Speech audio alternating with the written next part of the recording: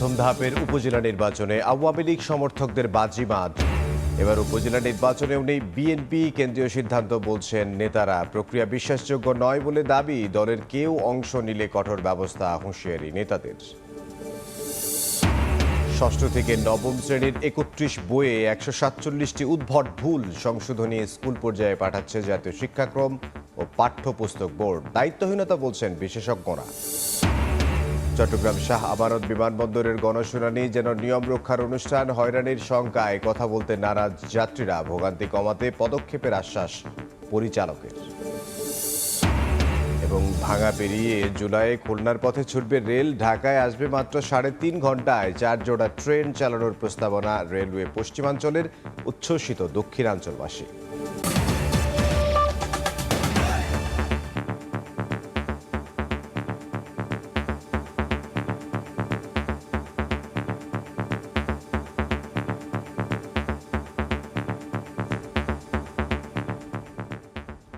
ভোরের সময় সঙ্গে আছে আমি ইমদাদুল হক।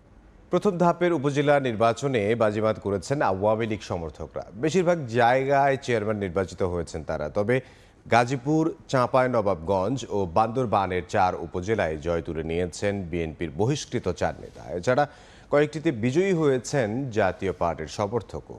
বুধবার সন্ধ্যার পর থেকেই ফল ঘোষণা শুরু হলে উল্লাসে মেতে ওঠেন কর্মী সমর্থকরা।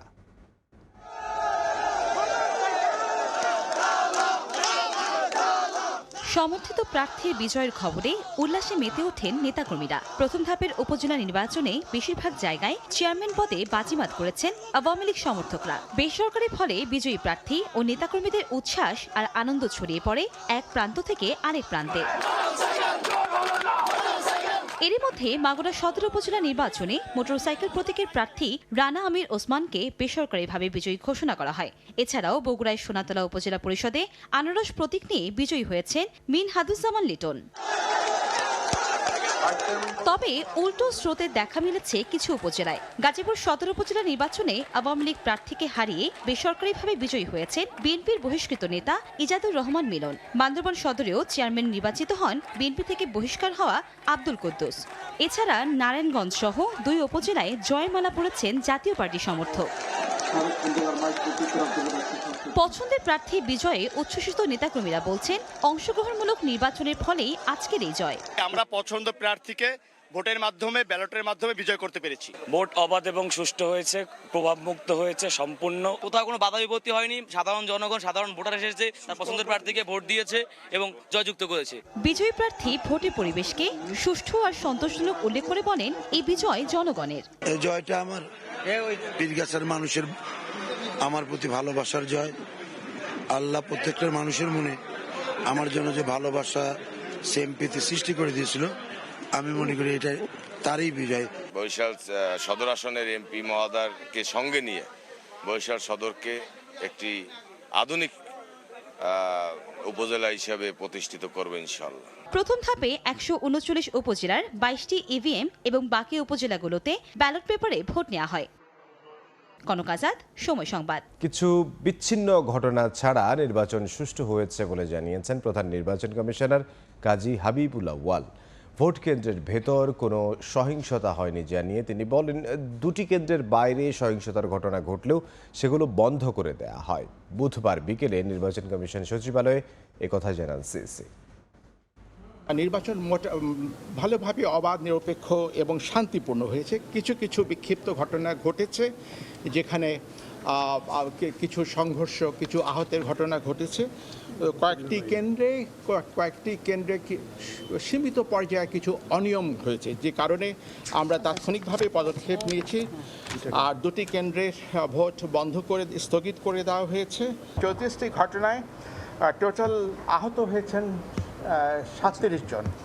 এই সংঘর্ষগুলো হয়েছে প্রার্থীদের যারা ভোট কেন্দ্রের বাইরে, ভোট কেন্দ্রের ভেতরে কোনো সংঘর্ষ হয়নি। জনগণ আওয়ামী লীগের জালিয়াতির উপজেলা নির্বাচন প্রত্যাখ্যান করেছে বলে দাবি করেছেন বিএনপির নেতারা। তারা বলেছেন, ভোট বর্জনের আহ্বানে জনগণ সাড়া দেয়ায় উপজেলা নির্বাচনে ভোট কেন্দ্র ফাঁকা ছিল। তবে উপজেলা নির্বাচন নিয়ে বিএনপির দাবিকে পাগলের প্রলাপ আখ্যা দিয়েছেন আওয়ামী লীগ সাধারণ সম্পাদক ওবায়দুল কাদের। জাতীয় নির্বাচনের পর এবার উপজেলা নির্বাচন বর্জন বিএনপির, আর সেই নির্বাচনের পরিস্থিতি তুলে ধরতে নয়াপল্টনে দলের কেন্দ্রীয় কার্যালয়ে সংবাদ সম্মেলন করলেন বিএনপির সিনিয়র যুগ্ম মহাসচিব রুহুল কবির রিজভী আহমেদ। তিনি অভিযোগ করে বলেন, দলীয় সরকারের অধীনে সুষ্ঠু নির্বাচন সম্ভব নয়, তা আবারও প্রমাণ হয়েছে এই উপজেলার প্রথম ধাপের ভোটে। কয়েকটি ভোট কেন্দ্রের জায়গা দেখেছি, অধিকাংশই দেখেছি একেবারে জনশূন্য। ডামি নির্বাচন মানেই তো সাজানো, এটা ফ্রডুলেন্ট, এটা ফার্সিয়াল, এটা শ্যাম, একেবারেই এটা একটা জালিয়াতি প্রহসনের নির্বাচন। এদিকে ঢাকা রিপোর্টার্স ইউনিটি মিলনায়তনে এক আলোচনা সভায় বিএনপির স্থায়ী কমিটির সদস্য ডক্টর মঈন খান দাবি করেন, দেশের মানুষ উপজেলা নির্বাচন প্রত্যাখ্যান করেছেন। যখন থেকে ভোট শুরু হয়েছে তারপর থেকে আমরা ছবি নিয়েছি, দেখেছি, ভোট কেন্দ্রে একজন ভোটারও নাই আমার নিজের নির্বাচনী এলাকা। আজকে পুনরায় ঠিক 7ই জানুয়ারির মতো আমি বাংলাদেশের গণতন্ত্র সচেতন মানুষের প্রতি শ্রদ্ধা জানিয়ে আমি আজকে আবার সেলিব্রেট করি। এদিকে উপজেলা নির্বাচন নিয়ে বিএনপির বক্তব্যকে পাগলের প্রলাপ আখ্যা দিয়েছেন আওয়ামী লীগের সাধারণ সম্পাদক ওবায়দুল কাদের। ধানমন্ডিতে দলীয় সভাপতির রাজনৈতিক কার্যালয়ে সংবাদ সম্মেলনে একথা বলেন তিনি। উপজেলা নির্বাচন নিয়ে নিন্দুকেরা, বিশেষ করে বিরোধী দল যে বক্তব্য রেখেছে সেটা হাস্যকর বলে প্রমাণিত। 30 থেকে 40% ভোটার যদি উপস্থিতি হয়, বিএনপি ইলেকশনে নেই, সে অবস্থায় এই উপস্থিতি আমরা বলছি আমরা এটাকে সন্তোষজনক মনে করি। বিচ্ছিন্ন কিছু ঘটনা ছাড়া বড় কোনো সহিংসতা না ঘটায় সন্তোষ প্রকাশ করেন আওয়ামী লীগ সাধারণ সম্পাদক। এটা শান্তিপূর্ণ। আহমেদ সালেহিন, সময় সংবাদ, ঢাকা। জাতীয় নির্বাচনের পর উপজেলাতেও ভোট বর্জন করা বিএনপি বলছে, জনগণ এই সরকারের উপর আস্থা হারিয়েছে বলেই কোনো নির্বাচনে যাচ্ছেন না তারা। কেন্দ্রীয় সিদ্ধান্তেই উপজেলা নির্বাচনে অংশ নেয়নি দলটি, এমন দাবি করে নেতারা হুঁশিয়ারি দেন, যারাই নির্বাচনে অংশ নেবেন তাদের বিরুদ্ধে কঠোর হবে বিএনপি। আহমেদ সালেহিনের রিপোর্ট। বর্তমান সরকারের অধীনে সুষ্ঠু নির্বাচন সম্ভব নয়, তাই তত্ত্বাবধায়ক সরকারের দাবিতে দ্বাদশ জাতীয় সংসদ নির্বাচন বর্জন করেছিল বিএনপি। তারই ধারাবাহিকতায় উপজেলা নির্বাচনও বয়কটের ঘোষণা দিয়ে মাঠ থেকে সরে যায় দলটি। বুধবার প্রথম ধাপের নির্বাচন অনুষ্ঠিত হওয়ার পরই এ নিয়ে বেশ সরব দলটির সিনিয়র নেতারা। উপজেলা নির্বাচনে অংশ নেয়া নিয়ে আগের যুক্তিতেই অনড় রয়েছেন বিএনপির নেতারা। বলছেন, একতরফা নির্বাচনে জনগণের অধিকার প্রতিষ্ঠা হয় না বলেই সব নির্বাচনই বর্জন করছেন তারা। অবশ্যই প্রশাসনের নির্বাচন, এই নির্বাচন প্রক্রিয়াটি কোনো বিশ্বাসযোগ্যতা নেই এবং এই নির্বাচন প্রক্রিয়ার উপরে মানুষের আস্থা নেই। আমাদের এই নির্বাচনটি বর্জন করার পেছনে এই একটি উদ্দেশ্য, যে আমরা এই সরকারকে বুঝিয়ে দিতে চাই এই নির্বাচন ব্যবস্থাটি আসলে বিশ্বাসযোগ্য নয়। বিএনপি সবসময় নির্বাচনে যেতে চায় এবং আমরা মনে করি যে নির্বাচন ছাড়া তো ক্ষমতায় যাওয়ার কোনো রাস্তাও নেই। নির্বাচন কমিশন এবং এই সরকারের উপর থেকে আমাদের আস্থা উঠে গিয়েছে। এই সরকারের অধীনে কোনো নির্বাচনে যাব না, কারণ যে নির্বাচনে জনগণ ভোটাধিকার প্রয়োগ করতে পারে না সেই নির্বাচনে যাওয়া অর্থহীন। এ কারণেই বিএনপি এই উপজেলা নির্বাচন বয়কট করেছে। তবে নানা যুক্তিতে দলের যারাই অংশ নিচ্ছেন উপজেলা নির্বাচনে তাদের বিরুদ্ধে ব্যবস্থাও নিচ্ছে বিএনপি। পরের 3 ধাপেও যদি কেউ অংশ নেন তাদের পরিণতিও একই হবে, এমনটা হুঁশিয়ারি ছিল দলটির নেতাদের। নির্বাচনে যারা অংশ নিচ্ছে এরা বিএনপির গুরুত্বপূর্ণ নেতা নয়, দলের অতি ক্ষুদ্র একটি অংশ। কিন্তু এই নির্বাচনে যারা যাবে তারা পরবর্তীকালে পস্তাবে, কারণ এতে নির্বাচিত হওয়ার কোনো সম্ভাবনাই নেই। বিএনপি, আওয়ামী লীগ কাউকে কোনো স্পেস দেবে না। গণতান্ত্রিক প্রক্রিয়ার বক্তব্যটিকে ভিন্নমত থাকবে, কিন্তু যখন সার্বিক একটি সিদ্ধান্ত হবে সেটা কিন্তু মেজরিটি বেসিসে সিদ্ধান্ত নিতে হবে। কাজেই বিএনপির ভেতরে মেজরিটি ভেবেছে যে এই নির্বাচন যে অর্থহীন এবং একটি নিয়ন্ত্রিত নির্বাচন, একটা সাজানো নাটক, সেখানে না যাওয়াটা সবার জন্য, দেশবাসীর জন্য মঙ্গলজনক হবে। অবাধ, সুষ্ঠু ও গ্রহণযোগ্য নির্বাচন ব্যবস্থা নিশ্চিত না হওয়া পর্যন্ত আন্দোলন ও নির্বাচন বর্জন চালিয়ে যাওয়ার ঘোষণা দেন বিএনপি নেতারা। এই নির্বাচনে মানুষের কোনো উৎসাহ উদ্দীপনা নেই। আহমেদ সালেহিন, সময় সংবাদ, ঢাকা। মধ্যপ্রাচ্যে যুদ্ধ পরিস্থিতির কারণে দেশের অর্থনীতিতে প্রভাব পড়তে পারে জানিয়ে প্রধানমন্ত্রী শেখ হাসিনা বলেছেন, পুরো বিষয়টি নিবিড়ভাবে পর্যবেক্ষণ করছে সরকার। তাঁর আশঙ্কা, এই যুদ্ধের কারণে বেড়ে যেতে পারে জ্বালানি তেল ও এলএনজির দাম। বুধবার বিকেলে দ্বাদশ জাতীয় সংসদে চলমান দ্বিতীয় অধিবেশনে প্রশ্নোত্তর পর্বে একথা বলেন সংসদ নেতা। বর্তমান মধ্যপ্রাচ্যে সংঘাতপূর্ণ পরিস্থিতি সৃষ্টির যে আভাস দেখা যাচ্ছে তা দেশের অর্থনীতিতে এই সংঘাতের কিছুটা প্রভাব আসতে পারে। মধ্যপ্রাচ্যের সংঘাতপূর্ণ পরিস্থিতিতে ইরানের পার্শ্ববর্তী হরমুজ প্রণালীতে জাহাজ চলাচল বিঘ্নিত হলে স্পট মার্কেটের এলএনজি সরবরাহে কিছুটা বিরূপ প্রতিক্রিয়া পড়তে পারে। পাশাপাশি জ্বালানি তেলের মূল্য বৃদ্ধি ও এলএনজির মূল্য বৃদ্ধির সম্ভাবনা রয়েছে। বর্তমানে সরকার ও বাংলাদেশ ব্যাংক দেশের অর্থনীতিতে মধ্যপ্রাচ্য সৃষ্ট সংঘাতপূর্ণ পরিস্থিতির প্রভাব নিবিড়ভাবে পর্যবেক্ষণ করছে। হ্যাঁ, দ্রব্যমূল্য বৃদ্ধি পেয়েছে, যার প্রভাব আছে বিশেষ করে যারা সীমিত আয়ের তাদের জন্য কষ্ট হচ্ছে। যে যে পণ্যের প্রয়োজন আমরা দেশে যেমন উৎপাদন বৃদ্ধির পদক্ষেপ নিয়েছি, পাশাপাশি আমদানিও আমরা করে যাচ্ছি, সেটা যত টাকাই লাগুক আমরা কিন্তু খরচ করে যাচ্ছি, যার জন্য যেটা আমাদের রিজার্ভেও চাপ পড়ছে। রিজার্ভে চাপ পড়লেও আসলে আমাদের মানুষের কল্যাণটাই হচ্ছে সব থেকে বড় কথা, সেদিকটাই আমরা লক্ষ্য রাখছি। এর আগে বুধবার সকালে রাজধানীর আশকোনা ক্যাম্পে হজ কার্যক্রম 2024-এর উদ্বোধন করেন প্রধানমন্ত্রী শেখ হাসিনা। এ সময় ফিলিস্তিন ইস্যুতে মুসলিম বিশ্ব ঐক্যবদ্ধ না হওয়ায় আক্ষেপ প্রকাশ করেন প্রধানমন্ত্রী। হজ যাত্রীদের কাছে দেশের পাশাপাশি নির্যাতিত ফিলিস্তিনিদের জন্য দোয়া করার আহ্বানও জানিয়েছেন সরকার প্রধান। লাব্বেইক আল্লাহুম্মা লাব্বেইক ধ্বনিতে প্রতি বছরই মুখরিত হয় পবিত্র আরাফাত ময়দান। মুসলিম উম্মার সবচেয়ে বড় এই জমায়েতে সামিল হতে এবার বাংলাদেশ থেকে নিবন্ধন করেছেন 85,257 জন। বৃহস্পতিবার সৌদি আরবের উদ্দেশ্যে শুরু হবে হজ ফ্লাইট। এর আগের দিন বুধবার সকালে রাজধানীর আশকোনায় হজ কার্যক্রম 2024 উদ্বোধনের আনুষ্ঠানিকতায় যোগ দেন প্রধানমন্ত্রী শেখ হাসিনা। শুভেচ্ছা বিনিময় করেন হজ যাত্রীদের সঙ্গে। বক্তব্যে হজ ব্যবস্থাপনা উন্নত করতে সরকারের নানামুখী পদক্ষেপ তুলে ধরেন প্রধানমন্ত্রী। বলেন, ডিজিটাল বাংলাদেশ বাস্তবায়নের সুফল মিলছে হজ কার্যক্রমেও। ডিজিটাল বাংলাদেশ গড়ে তুলব 2008-এর নির্বাচনী স্থানে সেই ঘোষণাটা দিয়েছিলাম। আজকে তার সত্যিকার বাস্তবায়ন হয়েছে, আর বাস্তবায়নটা হয়েছে বলেই আজ এই সুযোগটা সকলে পেয়েছেন। এ সময় হজ যাত্রীদের দেশের পাশাপাশি নির্যাতিত ফিলিস্তিনিদের জন্য দোয়া করার আহ্বান জানান সরকার প্রধান। ফিলিস্তিন ইস্যুতে মুসলিম দেশগুলোর একযোগে কাজ না করার আক্ষেপও করেন তিনি। প্যালেস্টাইন আবার তারা তাদের আরব ভূখণ্ডে তাদের জায়গা তারা পাবে, এটা তাদের অধিকার। এই অধিকার কেউ কেড়ে নিতে পারে না, কাজে সেই অধিকার তাদের দিতে হবে। কিছু মানুষের জন্য যাতে শান্তির ধর্ম ইসলামের বদনাম না হয় সে বিষয়েও সজাগ থাকতে বলেন প্রধানমন্ত্রী। পরে হজ কার্যক্রম 2024-এর আনুষ্ঠানিক উদ্বোধন করেন তিনি।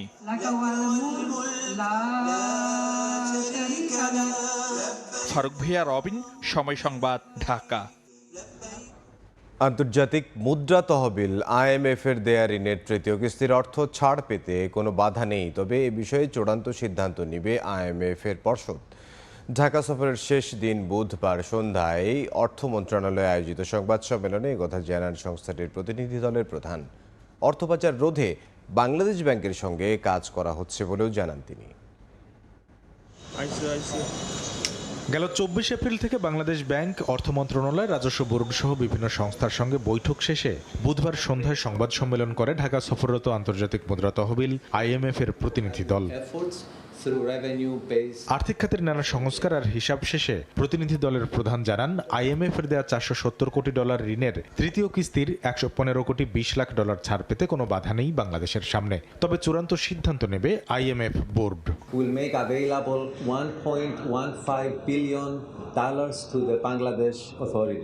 এ সময় অর্থনীতি পুনরুদ্ধারে সরকারের নেওয়া উদ্যোগগুলোকে সমর্থন জানিয়ে আশার কথা শোনায় সংস্থাটি। তাদের পূর্বাভাস, আগামী অর্থবছরেই কমে আসবে মূল্যস্ফীতির চাপ। Inflation is projected to remain at elevated levels at about 9.4%, but is anticipated to decline to around 7 to 7.2% in FY25.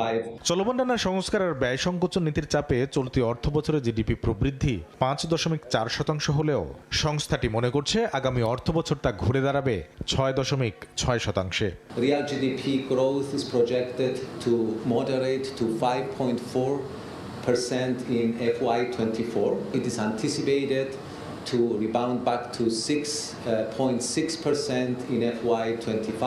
IMF মনে করে আলোচিত নীতি কৌশল বাস্তবায়ন হলে আগামী অর্থবছরে রাজস্ব আদায় বাড়বে জিডিপির 0.5%। 0.5% of GDP. কামরুল হাসান সবুজ, সময় সংবাদ, ঢাকা। গভীর সমুদ্রে তেল গ্যাস অনুসন্ধানে 7টি আন্তর্জাতিক কোম্পানি দরপত্র কিনছে বলে জানিয়েছেন বিদ্যুৎ ও জ্বালানি প্রতিমন্ত্রী নসরুল হামিদ বিপু। সার্বিক মূল্যায়ন শেষে আগামী বছর চূড়ান্তভাবে কাজ শুরু করবে চুক্তিবদ্ধ কোম্পানি। এদিকে বিদেশি বিনিয়োগকারীদের বাংলাদেশে বিনিয়োগের আহ্বান জানিয়েছেন প্রধানমন্ত্রীর বিদ্যুৎ ও জ্বালানি বিষয়ক উপদেষ্টা ডক্টর তৌফিক ইলাহি চৌধুরী।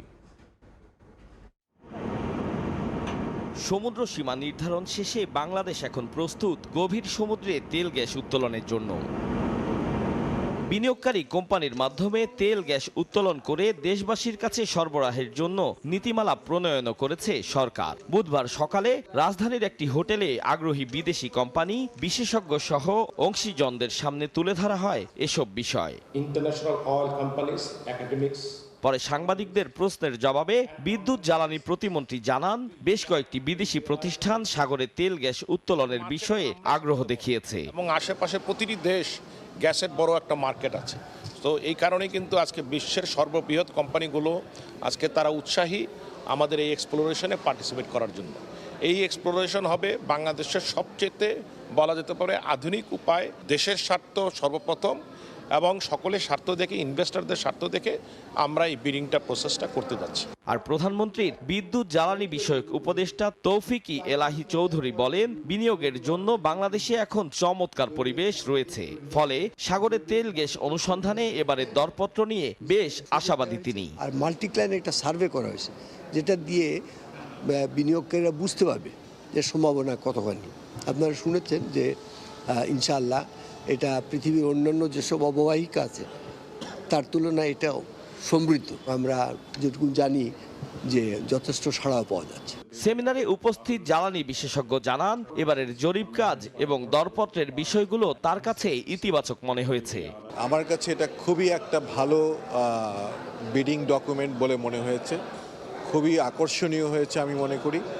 এবং জিওলজির যে প্রেজেন্টেশনটা দেখালো এর অর্ধেকও যদি আমার মনে হয় যদি ঠিক হয় তাহলে আমাদের খুব ভালো সম্ভাবনা আছে অফশোরে গ্যাস পাওয়ার। ফিনান্সিয়াল যেগুলো টার্মস কন্ডিশনগুলো, যে ইনসেন্টিভগুলো দেয়া হয়েছে সেগুলি খুবই আকর্ষণীয়, আন্তর্জাতিকভাবে এটা কম্পিটিটিভ মনে করি আমি।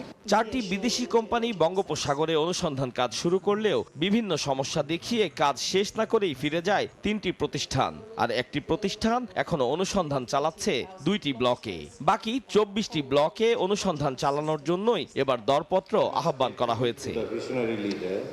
আতাউর কাউসার, সময় সংবাদ, ঢাকা। সিঙ্গাপুর ও কাতার থেকে 1350 কোটি টাকা ব্যয়ে 3 কার্গো এলএনজি আমদানির লক্ষ্যে আলাদা আলাদা 3টি প্রস্তাব অনুমোদন দিয়েছে সরকারি ক্রয় সংক্রান্ত মন্ত্রিসভা কমিটি। এছাড়া টিসিবির জন্য 468 কোটি টাকা ব্যয়ে মসুর ডাল, সয়াবিন তেল ও রাইস ব্র্যান্ড তেল কেনার প্রস্তাবও অনুমোদন দেয় কমিটি। দেশে ডলার সংকট এবং তরলীকৃত প্রাকৃতিক গ্যাস বা এলএনজি টার্মিনালের রক্ষণাবেক্ষণ সহ নানা কারণে গত বছরের নভেম্বর থেকে বেশ কিছুদিন ধরে বিভিন্ন শিল্প কারখানা ও ব্যবসা প্রতিষ্ঠানে গ্যাস সরবরাহে তীব্র সংকট দেখা দেয়। এতে উৎপাদন খরচ বেড়ে যাওয়ার পাশাপাশি বিভিন্ন খাতে উৎপাদন ব্যাহত হয়। এ অবস্থায় দেশে বিদ্যুৎ জ্বালানির দ্রুত সরবরাহ বাড়াতে বিভিন্ন প্রস্তাবের মাধ্যমে এলএনজি আমদানির সিদ্ধান্ত নেয় সরকার। এবার জ্বালানি ও খনিজ সম্পদ বিভাগের অধীন 3 কার্গো এলএনজি কেনার প্রস্তাব অনুমোদন করে সরকারি ক্রয় সংক্রান্ত মন্ত্রিসভা কমিটি। বুধবার আইনমন্ত্রী অ্যাডভোকেট আনিসুল হকের সভাপতিত্বে কমিটির নিয়মিত বৈঠকে এই সিদ্ধান্ত নেওয়া হয়। এতে খরচ হবে 1350 কোটি 24,29,740 টাকা। বৈঠক শেষে মন্ত্রিপরিষদ বিভাগের সমন্বয় ও সংস্কার সচিব মোহাম্মদ মাহমুদুল হোসেন খান সাংবাদিকদের বলেন, স্পট মার্কেট থেকে এলএনজি আমদানি করা হবে। প্রথমটি 1 কার্গো এলএনজি আমদানি, মোট ক্রয় মূল্য 452 কোটি 41 লক্ষ। সুপারিশকৃত দরদাতা মেসার্স গানভর সিঙ্গাপুর প্রাইভেট লিমিটেড। সর্বশ্রেষ্ঠ ছিল 1 কার্গো এলএনজি আমদানি, এটার সুপারিশকৃত দরদাতা কাতার এনার্জি ট্রেডিং এলএলসি। এদিকে টিসিবির জন্য স্থানীয়ভাবে 22,000 টন মসুর ডাল, 1,20,00,000 লিটার সয়াবিন তেল ও 40 লাখ লিটার রাইস ব্রান তেল কেনারও সিদ্ধান্ত হয়েছে বলে জানান তিনি। 1,20,00,000 লিটার সয়াবিন তেল ক্রয়ের প্রস্তাব টিসিবির মাধ্যমে, মোট ক্রয় মূল্য 182,40,00,000 টাকা, প্রতি লিটার 152 টাকা। সুপারিশকৃত দরদাতা Bashundhara multi foods products limited. সভায় 187 কোটি টাকা ব্যয়ে 60,000 মেট্রিক টন ইউরিয়া সার আমদানির প্রস্তাব অনুমোদন দেওয়া হয়েছে বলে জানান সচিব। প্রসূন আশিস, সময় সংবাদ, ঢাকা। কিছুক্ষণ পর শুরু হচ্ছে আনুষ্ঠানিক হজ যাত্রা। সকাল 7:20 ছেড়ে যাবে বিমান বাংলাদেশ এয়ারলাইন্সের প্রথম ফ্লাইটটি। উদ্বোধনী অনুষ্ঠানে কথা বলছেন ধর্মমন্ত্রী, সরাসরি যাচ্ছে সেখানে। The efforts and contribution of the government of Saudi Arabia are very important and performing Hajj for the Muslim Ummah. The government of Saudi Arabia has always been conscious of its role. I express my sincere thanks to the government of the Royal Kingdom of Saudi Arabia, the Ministry of Hajj and Umrah, and His Excellency Mr. Isa Yusuf Isa Al Duhailan, Ambassador of the Kingdom of Saudi Arabia to Bangladesh, for their support and cooperation. Samit হজ যাত্রীবৃন্দ, হজের সাথে সংশ্লিষ্ট প্রতিটি সংস্থাই তাদের সর্বোচ্চ সেবাটা দিতে বদ্ধপরিকর। আল্লাহ পাকের রহমতে কোথাও কোনো সমস্যা হবে না। মহান আল্লাহ পাক সমেত হজযাত্রীদের যাত্রা নিরাপদ ও আরামদায়ক করে দিন। আমাদের সকলের খেদমতকে আল্লাহ পাক কবুল করুন। দায়িত্ব প্রত্যেকের প্রতি আমাদের দায়িত্ব আছে, যার যার আঙ্কিকে সে আমরা সেই দায়িত্ব সুন্দর সুষ্ঠুভাবে পালন করব। আল্লাহ পাক সেই দায়িত্ব সুন্দর সুষ্ঠুভাবে পালন করার তৌফিক দান করুন এবং সবার দায়িত্বের মধ্য দিয়ে এই হজ সম্পূর্ণ হোক, সুন্দরভাবে সফল হোক, সার্থক হোক এবং আগামী দিনে এই হজ যাত্রীরা তাদের যাত্রাটা শুভ হোক এবং কবিলত হজ হিসেবে কবুল করে সুস্থ শরীরে আবার দেশে আসার আল্লাহ পাক তৌফিক দান করুক। এই প্রত্যাশা রেখে সবার সুস্বাস্থ্য দীর্ঘায়ু কামনা করে মনের প্রধানমন্ত্রীর জন্য দোয়া চাই, আল্লাহ যেন ওনাকে সুস্থ রাখেন, নেক হায়াত দান করেন, দেশ ও জাতির জন্য আরও অনেক বেশি কাজ করতে পারেন, বিশেষ করে আমাদের ইসলাম ধর্মের জন্য আরও অনেক বেশি কাজ করতে পারেন। এই প্রত্যাশা রেখে আপনাদের সবাইকে অভিনন্দন জানিয়ে, শুভেচ্ছা জানিয়ে আমি আমার কথা এখানে শেষ করছি এবং এই হজ ফ্লাইটের শুভ উদ্বোধন ঘোষণা করছি। সবাইকে ধন্যবাদ। ধন্যবাদ স্যার, আপনার সুচিন্তিত। হযরত শাহজালাল আন্তর্জাতিক বিমানবন্দরে প্রথম হজ যাত্রার উদ্বোধনী অনুষ্ঠানে কথা বলছিলেন ধর্মমন্ত্রী। আমরা সরাসরি ছিলাম সেখানে। একদিনে টাকার রেকর্ড অবমূল্যায়ন ঘটিয়েছে বাংলাদেশ ব্যাংক। ডলারের দাম বাড়ল 7 টাকা। মার্কিন ডলারের বিনিময় হার নির্ধারণে ক্রলিং পেগ নীতির অনুসরণ করে প্রতি ডলারের মধ্যবর্তী দর নির্ধারণ করা হয়েছে 117 টাকা। এতে টাকার অবমূল্যায়ন ঘটল 6.36%।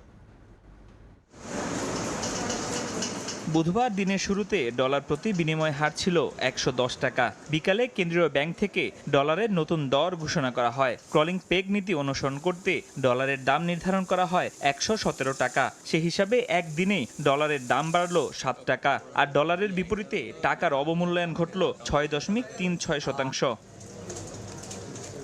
বাংলাদেশ ব্যাংক থেকে জারিকৃত এ সংক্রান্ত প্রজ্ঞাপনে বলা হয়, মার্কিন ডলারের ক্রয় ও বিক্রয়ের ক্ষেত্রে ক্রলিং পেগ বিনিময় পদ্ধতি চালু করা হয়েছে। এই পদ্ধতিতে ডলারের জন্য সিপিএমআর নির্ধারণ করা হয়েছে 117 টাকা। এখন থেকে আন্তঃব্যাংক ও গ্রাহকের সঙ্গে লেনদেনে তফসিলি ব্যাংকগুলো সিপিএমআর এর আশেপাশে মার্কিন ডলার ক্রয় বিক্রয় করতে পারবে। সংশ্লিষ্ট সূত্র বলছে, আইএমএফ থেকে প্রতিশ্রুত 470 কোটি ডলার ঋণ প্রাপ্তির শর্ত হিসেবে ডলারের নতুন দর নির্ধারণ করা হয়েছে। চলতি বছরের 22 জানুয়ারি ক্রলিং পেগ পদ্ধতি চালু করার কথা জানিয়েছিল বাংলাদেশ ব্যাংক। কিভাবে এই পদ্ধতি চালু হবে তা নিয়ে আইএমএফ এর শরণাপন্ন হয় বাংলাদেশ ব্যাংক। গত মার্চের মধ্যে এই পদ্ধতি চালু করার কথা বললেও মে মাসের দ্বিতীয় সপ্তাহে এসে এ সংক্রান্ত ঘোষণা দিল কেন্দ্রীয় ব্যাংক। ফরহাদুর রহমান, সময় সংবাদ, ঢাকা। বাংলাদেশ সম্পর্কে খবরদারিমূলক মনোভাব থেকে সরে এসে এখন কূটনৈতিক আনুকূল্য পেতে মরিয়া যুক্তরাষ্ট্র। এমন মন্তব্য করে আন্তর্জাতিক সম্পর্ক বিশ্লেষকরা বলছেন, ফিলিস্তিন ইস্যুতে ইসরায়েলের পক্ষ নেয়ায় বাংলাদেশকে মানবাধিকার ও গণতন্ত্র নিয়ে যুক্তরাষ্ট্রের বার্তাগুলো অর্থহীন হয়ে পড়েছে। পররাষ্ট্রমন্ত্রী বলেছেন, লুর সফরে নতুন উচ্চতায় যাবে ঢাকা ওয়াশিংটন সম্পর্ক। চলতি মাসে ঢাকা সফরে আসছেন ডোনাল্ড লু। এটি হবে তার চতুর্থ ঢাকা সফর। অতিথি পড়েন মানুষের দেশ বাংলাদেশে ফিরে আসতে পেরে আমি আনন্দিত। যুক্তরাষ্ট্রের দক্ষিণ ও মধ্য এশিয়া বিষয়ক সহকারী পররাষ্ট্রমন্ত্রী ডোনাল্ড লু বাংলাদেশের মানুষের কাছে এখন আর অপরিচিত কেউ নন। 2023 সালে জানুয়ারি ও জুলাইতে দুইবার বাংলাদেশে এসে আলোচনার সৃষ্টি করে গেছেন তিনি। এর আগে বারবার প্রেসক্রিপশন দিয়েছেন সুষ্ঠু নির্বাচনের আগে গত নভেম্বরে চিঠি দেন আওয়ামী লীগ, বিএনপি ও জাতীয় পার্টিকে। সেই ডোনাল্ড লু চলতি মাসের মাঝামাঝিতে আবারও আসছেন ঢাকায়। তবে এবার অভ্যন্তরীণ রাজনীতি সম্পর্কে কোনো নসিহত নয়, বরং বাংলাদেশের সঙ্গে যুক্তরাষ্ট্রের সম্পর্ক উন্নয়নের বার্তা নিয়ে আসছেন তিনি। ডোনাল্ড লু মূলত আসছেন হচ্ছে রোহিঙ্গা ক্রাইসিস নিয়ে আলাপ আলোচনা করার জন্য, এবং এই ক্ষেত্রে আমাদের যে সহযোগিতা সেটি নিয়ে আলাপ আলোচনা করা এবং অন্যান্য বিষয়গুলো নিশ্চয়ই আলোচনায় আসবে।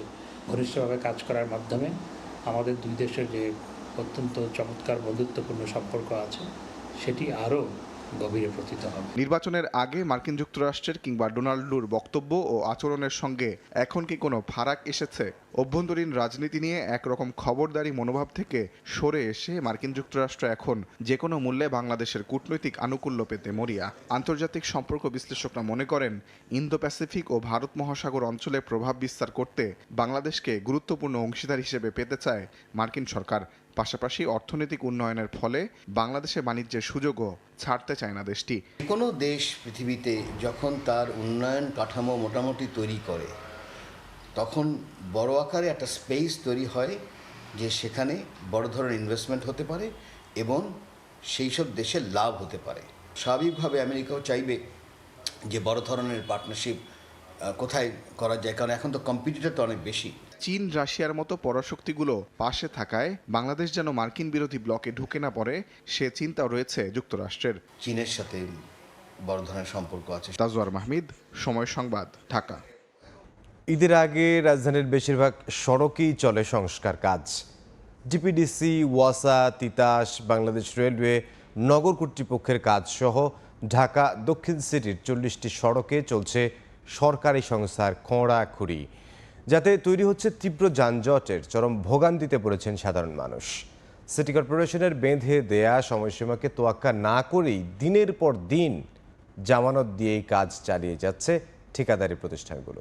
সাইফুল ইসলামের ক্যামেরায় রৌনক নিয়ন্তার রিপোর্ট। এ কি কোনো সড়ক, মানুষের চলার পথ, নাকি পরিত্যক্ত কোনো ভূমি? আদতে সবই রাজধানীর বিভিন্ন এলাকার সড়ক। কোনোটার বছরখানেক সময় ধরে, আবার কোনোটা হয়তো কয়েক মাস ধরে পড়ে আছে এমন বেহাল দশায়।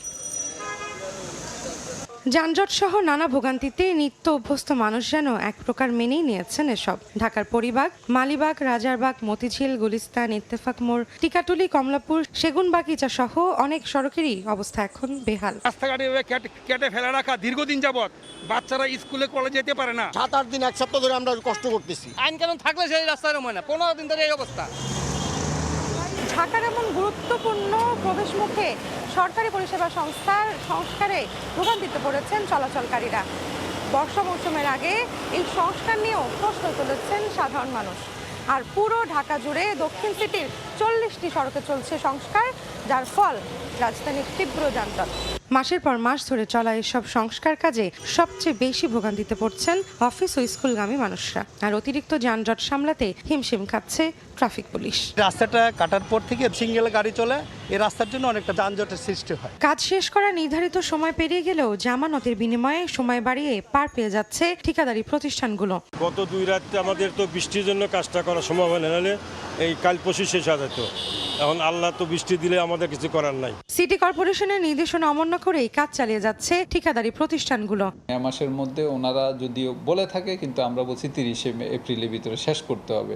আর যদি সেটি আপনি শেষ করতে না পারেন, তাহলে বিধি মোতাবেক ব্যবস্থা গ্রহণ করা হবে। তবে বিশেষজ্ঞদের মতে শুধুমাত্র জামানত নিয়ে ঠিকাদারদের ছাড় দিলেই হবে না, বাধ্য করতে হবে সময় মতো কাজ শেষ করার। ঠিকাদার যারা আছেন তারা বছরের শুরুতেই আপনার একটা পরিকল্পনা দিতে হবে যে কখন কে কোন সড়ক কাটবে, এবং সিটি কর্পোরেশন সে তো আসলে আমার সড়ক এবং ফুটপাতের অভিভাবক, তাকে কিন্তু সমন্বয় কাজটা করতে হবে। বিশেষজ্ঞদের মতে এসব সংস্কার কাজের সঙ্গে যুক্ত সংস্থাগুলোর মধ্যে আনতে হবে সমন্বয় ও পূর্ব প্রস্তুতি।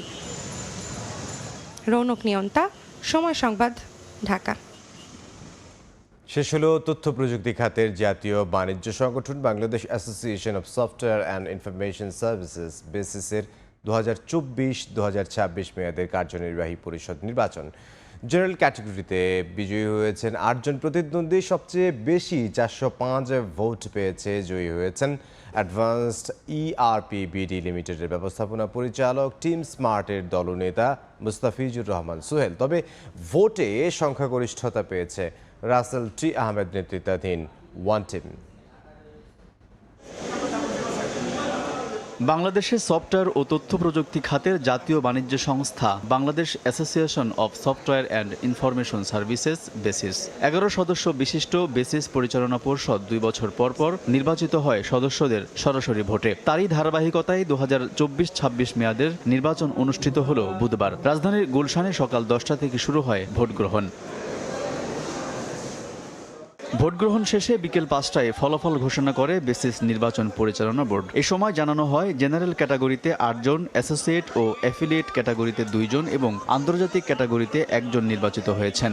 এই যে 11 জন নির্বাচিত হলো, তাদের কাছ থেকে তারাই ঠিক করবে তারা কাকে প্রেসিডেন্ট করবে, কাকে সিনিয়র ভাইস প্রেসিডেন্ট করবে। মূল্যায়নটা হয় কে বেশি ভোট পেল তা না, এখানে হয় মেজরিটি, যে 11 জনের মধ্যে যে বেশি ভোট পাবে সেই প্রেসিডেন্ট হবে।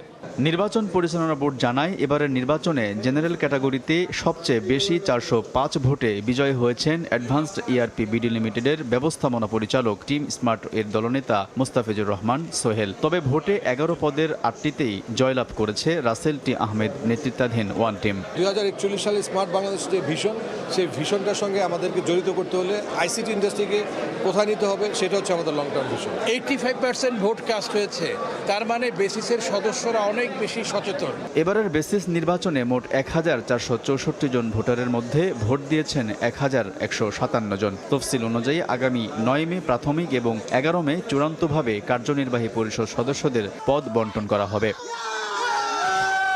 আলতাফ হোসাইন, সময় সংবাদ, ঢাকা।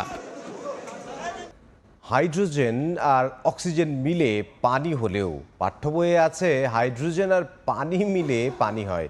শুধু তাই নয়, কৃত্রিম বুদ্ধিমত্তা জীবনের গতিশীলতা বাড়ালেও বলা হয়েছে প্রগতিশীলতা বাড়াতে ব্যবহৃত হয় কৃত্রিম বুদ্ধিমত্তা।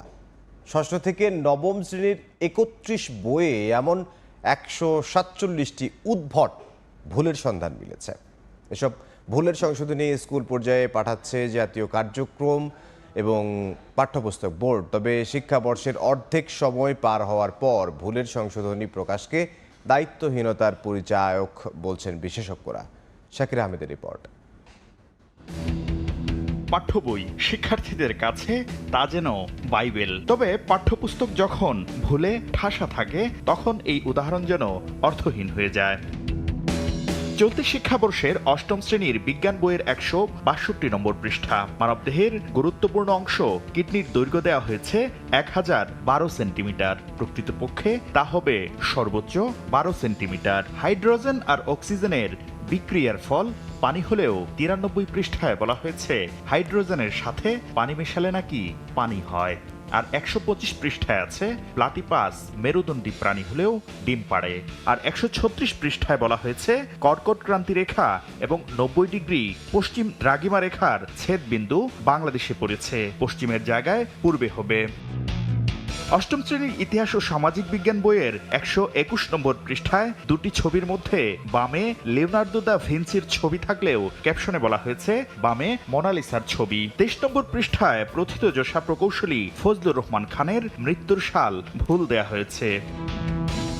আর 9ম শ্রেণীর ডিজিটাল প্রযুক্তি বইয়ের 179 পৃষ্ঠায় বলা হয়েছে প্রগতিশীলতা বাড়াতে ব্যবহার করা হয় কৃত্রিম বুদ্ধিমত্তা।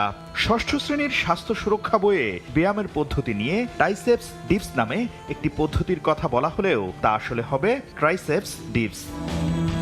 প্রতি বছরই পাঠ্যপুস্তকে মৌলিক ও বড় ধরনের ভুল পাঠ্যপুস্তকের প্রতি শিক্ষার্থীদের আস্থা নষ্ট করবে বলে মনে করেন শিক্ষা বিশেষজ্ঞরা। ভুল যেটা রয়ে গেছে টেক্সট বুকে, শিক্ষার্থীদের অধিকাংশই শিখছে সেই ভুলটাই। এটা কিন্তু একটা ভয়াবহ অবস্থা। মাইনর কিছু ভুল হতে পারে, যেমন আমরা বলি ছাপাখানার ভুল, কোনো একটা ছাপার অক্ষরে, বানানে, শব্দে ভুল হতে পারে, কিন্তু কন্টেন্টের মূল জায়গায় ভুল হবে, কনসেপচুয়াল ভুল হবে, এটা মোটেই অ্যাকসেপ্টেবল না। ইতোমধ্যেই ভুলের সংশোধনী স্কুল পর্যায়ে পাঠিয়েছে জাতীয় শিক্ষাক্রম ও পাঠ্যপুস্তক বোর্ড। আমরা চেষ্টা করেছি যেগুলো একেবারেই এমন ভুল যে ভুলগুলো ভুল শেখা হবে সেরকম তালিকাটা তৈরি করছি। আগামী বছর থেকে ভুলের সংখ্যা কমিয়ে আনতে আগে ভাগেই বই রচনা, সংশোধন ও পরিমার্জন প্রক্রিয়া শুরু করতে চায় এনসিটিবি।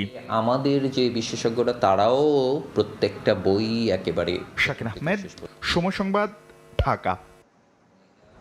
চট্টগ্রাম বিশ্ববিদ্যালয়ে প্রথমবারের মতো ভর্তিচ্ছু শিক্ষার্থীদের ডোপ টেস্ট করানোর সিদ্ধান্ত নিয়ে সৃষ্টি হয়েছে নানা প্রশ্নের। প্রথম পর্যায়ে চট্টগ্রাম মেডিকেলে ৫,০০০-এর বেশি শিক্ষার্থীর ডোপ টেস্ট করানোর পরিকল্পনা নেওয়া হলেও এখন বিশ্ববিদ্যালয়ের দুটি বিভাগে সেটি বাস্তবায়নের চিন্তাভাবনা চলছে। একই সঙ্গে ডোপ টেস্টের ফি শিক্ষার্থী না বিশ্ববিদ্যালয় পরিশোধ করবে তারও কোনো সিদ্ধান্ত এখনও হয়নি। নুরজামাল আতিকের ক্যামেরায় বিস্তারিত জানাচ্ছেন মেহরিন রিনি। চট্টগ্রাম বিশ্ববিদ্যালয়ের ২০২৩-২৪ শিক্ষাবর্ষের ভর্তি প্রক্রিয়া চলছে, তাই ভর্তি পরীক্ষায় উত্তীর্ণ শিক্ষার্থীদের এখনই ডোপ টেস্ট করানোর সিদ্ধান্ত নিয়েছে বিশ্ববিদ্যালয় প্রশাসন। ৫ মে ডিনস কমিটির সভায় এ সিদ্ধান্ত হলেও বেশ কিছু প্রশ্নের এখনও সুরাহা হয়নি। বিশেষ করে প্রাথমিক সিদ্ধান্ত অনুযায়ী চট্টগ্রাম মেডিকেল কলেজ হাসপাতালে পরীক্ষার কথা থাকলেও এখন তা বিশ্ববিদ্যালয়েরই দুটি বিভাগে করা হবে। জেনেটিক ইঞ্জিনিয়ারিং অ্যান্ড বায়োটেকনোলজি আর বায়োকেমিস্ট্রি, সেখানে আমাদের এই ধরনের ফ্যাসিলিটিগুলো আছে। ওই ফ্যাসিলিটি ইউজ করে যদি আমরা আমাদের ছাত্রদেরকে যদি ডোপ টেস্টের মাধ্যমে নিয়ে আসতে পারি গ্র্যাজুয়ালি, তো তাদের মধ্যে একটা সচেতনতা সৃষ্টি হবে। বিশ্ববিদ্যালয় প্রশাসনের এই সিদ্ধান্তকে তাৎক্ষণিকভাবে ইতিবাচক হিসেবে নিলেও শিক্ষার্থীদের মধ্যে রয়েছে মিশ্র প্রতিক্রিয়া। বিশেষ করে ক্যাম্পাসে থাকা গোপন মাদক আস্তানা ধ্বংস না করে শিক্ষার্থীদের মাদকমুক্ত রাখা চ্যালেঞ্জ হয়ে দাঁড়াবে বলে মত তাদের। একই সঙ্গে নতুন শিক্ষার্থীদের পাশাপাশি পুরাতনদেরও ডোপ টেস্টের আওতায় আনার কথা বলছেন অনেকে। এক সময়ের জন্য না, প্রতি বছর পর বা 4 বছর পর এভাবে করা দরকার। বাস্তবায়ন হয় তাহলে অনেক স্টুডেন্টরা উপকৃত হবে এবং আমাদের মাদক মুক্ত একটা সমাজ করতে পারবো। শিক্ষক, কর্মচারী, যে সকল আছেন মানুষ, সবারই ডোপ টেস্ট করা উচিত। প্রথম পর্যায়ে নবীন শিক্ষার্থীদের ডোপ টেস্ট করালেও পর্যায়ক্রমে পুরাতনদের এর আওতায় আনার কথা বলছেন বিশ্ববিদ্যালয় উপাচার্য। একবার শুরু হয় সে প্রক্রিয়া চলতেই থাকবে যতক্ষণ না পর্যন্ত মাদকের যে ব্যাপক বিস্তৃতি সোসাইটিতে এটা যদি কমে আসে তাহলে হয়তো সিদ্ধান্ত হতে পারে সেটা ভিন্ন। চট্টগ্রাম বিশ্ববিদ্যালয়ের 9টি অনুষদের 52টি বিভাগে শিক্ষার্থীর সংখ্যা অন্তত 27,000, আর নতুন শিক্ষাবর্ষে ভর্তির সুযোগ পাবেন 5,000-এর বেশি। মেহরিন রিনি, সময় সংবাদ, চট্টগ্রাম বিশ্ববিদ্যালয়। তীব্র জনবল সংকটে যশোর শিক্ষা বোর্ড, বিশেষ করে তৃতীয় ও চতুর্থ শ্রেণীর কর্মচারী নেই 66%-এর বেশি। দীর্ঘদিন কোনো পদে নিয়োগ না হওয়ায় এমন সংকট তৈরি হয়েছে বলে জানায় সংশ্লিষ্টরা, আর এ নিয়ে বারবার আবেদনেও সমাধান মিলছে না বলে জানান খোদ বোর্ড চেয়ারম্যান। জুয়েল মেধার পাঠানো তথ্য ও আবুল কালাম আজাদের ছবি নিয়ে রিপোর্ট। সনদপত্রে বাবার নামের বানান ভুল সংশোধন করতে ফেব্রুয়ারি মাসের শুরুতে যশোর শিক্ষা বোর্ডে আবেদন করেন খুলনার শিলা রানী। 3 মাস ধরে বিভিন্ন কর্মকর্তা কর্মচারীর টেবিলে ঘুরেও মেলেনি সমাধান। কেবল শিলা নয়, যশোর শিক্ষা বোর্ডের সেবা নিতে আসা সবারই একই অবস্থা। 1963 সালে খুলনা ও বরিশাল অঞ্চলের মাধ্যমিক ও উচ্চ মাধ্যমিক শিক্ষা বোর্ড হিসেবে কাজ শুরু করে যশোর শিক্ষা বোর্ড। 1999 সালে বরিশাল বোর্ড চালু হলে 253 জন থেকে জনবল কমে আসে 186 জনে। বর্তমানে অবসরজনিত কারণে 253টি পদের মধ্যে শূন্য 142টি পদ। গত প্রায় 1 যুগ ধরে নতুন নিয়োগ না হওয়ায় সৃষ্টি হয়েছে তীব্র জনবল সংকট। এ কারণে অতিরিক্ত কাজ করতে হচ্ছে কর্মকর্তাদের। অন্যদিকে সঠিক সময়ে সেবা মিলছে না সেবার প্রত্যাশীদের।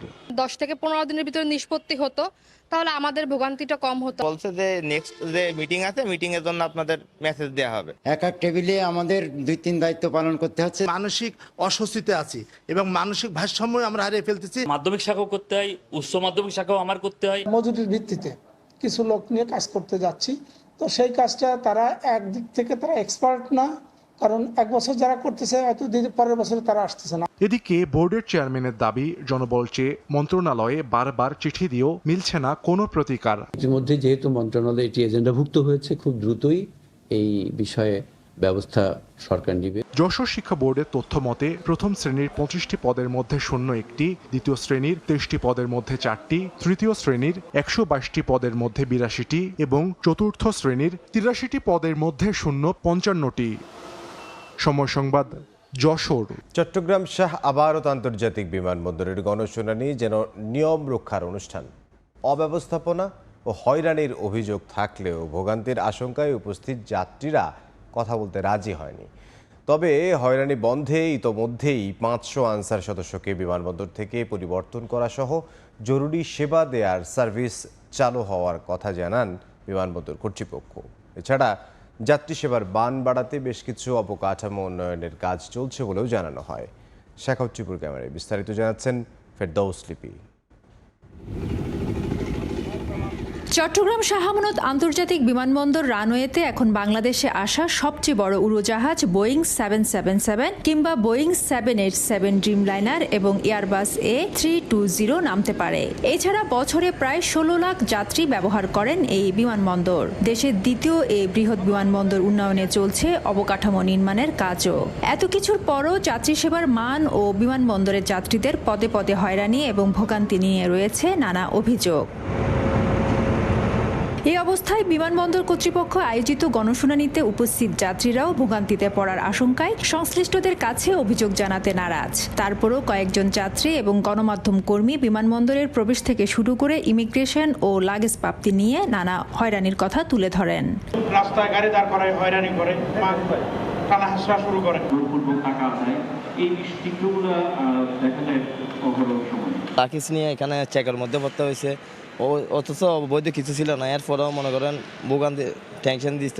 যাদের চোখে পড়ে তারা যদি এগুলো নিয়ন্ত্রণ করে তাহলে সমস্যা থাকবে না। এটা আর কি। কিছু হয়রানির কথা স্বীকার করে বিমানবন্দর কর্তৃপক্ষ এরই মধ্যে 500-র বেশি আনসার সদস্যদের বিরুদ্ধে ব্যবস্থা নেওয়া সহ ভোগান্তি কমাতে নানা পদক্ষেপ নেওয়ার আশ্বাস দেন। বিভিন্নভাবে আমাদের সুবিধা দেওয়া একটা পরিকল্পনা ছিল এবং এই পরিকল্পনা অনুযায়ী আমরা এগিয়ে যাচ্ছি। হয়তো এই পরিকল্পনা সুষ্ঠুভাবে বাস্তবায়ন হয়নি, বাট এটা গ্র্যাজুয়াল পদ্ধতি, এটা চলতে থাকবে এবং আস্তে আস্তে এই বাস্তবায়নটা আমরা করতে থাকবো। 2023 সালে চট্টগ্রাম বিমানবন্দর দিয়ে 9,68,000 যাত্রী বিভিন্ন দেশে গেছেন, যা আগের বছরের তুলনায় প্রায় 8.5% বেশি। ফেরদৌস লিপি, সময় সংবাদ, চট্টগ্রাম। খুলনা থেকে এবার রেলে চড়ে মাত্র 3 থেকে 3.5 ঘন্টায় পৌঁছানো যাবে ঢাকায়। আগামী জুলাই মাসে পদ্মা রেল লিংকের দ্বিতীয় অংশের কাজ শেষ হওয়ার পর নতুন রুটে যাত্রা করবে ট্রেন। যাত্রীচাপ বিবেচনায় জুলাই হতে খুলনা থেকে ঢাকায় যাবে 4 জোড়া ট্রেন। রেলে পশ্চিমাঞ্চল থেকে এমন প্রস্তাবনা পাঠানো হয়েছে সদর দফতরে। এ খবরে দারুণ উচ্ছ্বসিত এই অঞ্চলের যাত্রীরা। নেওয়াল হোসেন কোচির তোলা ছবিতে আবদুল্লাহ আল মামুন রুবেলের প্রতিবেদন। পদ্মা সেতুর ওপর দিয়ে এখন নিয়মিত চলছে রেল। পদ্মা রেল লিংকের প্রথম ফেজে ঢাকা থেকে ভাঙা পর্যন্ত ট্রেন চলছে। এদিকে পদ্মা রেল লিংকের দ্বিতীয় ফেজের কাজ এখন প্রায় শেষ পর্যায়ে। আগামী জুলাই মাসে কাজ শেষে উন্মুক্ত করে দেয়া হবে ঢাকা থেকে যশোর পর্যন্ত পুরো পদ্মা রেল লিংক। ফলে খুলনা থেকে ঢাকার দূরত্ব 367 কিলোমিটার থেকে কমে হবে 172 কিলোমিটার। নতুন এই রুটে রেল চালানোর জন্য প্রস্তুতি নিতে শুরু করেছে রেল বিভাগ। এরই মধ্যে রেলওয়ে পশ্চিমাঞ্চল থেকে নতুন রুটের রেলের যাত্রা নিয়ে পাঠানো হয়েছে প্রস্তাবনা। সে অনুযায়ী সুন্দরবন এক্সপ্রেস, চিত্রা এক্সপ্রেস সহ খুলনা থেকে পদ্মা সেতু হয়ে প্রতিদিন 4 জোড়া ট্রেন যাবে ঢাকায়। ভোর 6টা, বেলা 12:30, দুপুর 2:30 এবং সন্ধ্যা 7:30টায় খুলনা থেকে ছেড়ে যশোর, নড়াইল, ভাঙা পদ্মা সেতু হয়ে ঢাকায় পৌঁছাবে। এতে সময় লাগবে 3 থেকে 3.5 ঘন্টা। প্রস্তাবনায় সর্বনিম্ন ভাড়া নির্ধারণ করা হয়েছে 550 টাকা। এমন খবরে দারুণ উচ্ছ্বসিত খুলনা অঞ্চলের সাধারণ যাত্রীরা।